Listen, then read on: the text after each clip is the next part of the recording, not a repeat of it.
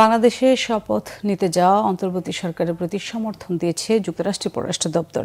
সজীব ওয়াজেদ জয়ের ক্ষুব্ধ প্রতিক্রিয়াকে ব্যক্তিগত উল্লেখ করে বলা হয়েছে, এ বিষয়ে যুক্তরাষ্ট্রের কিছুই বলার নেই।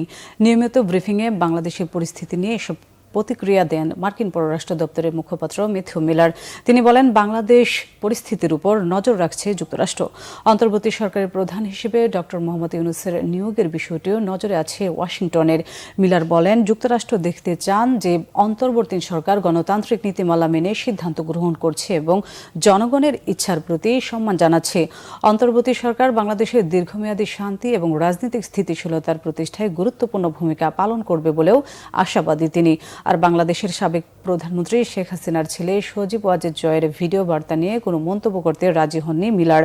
বলেছেন, জয়ের বক্তব্য একান্তই তার ব্যক্তিগত মতামত।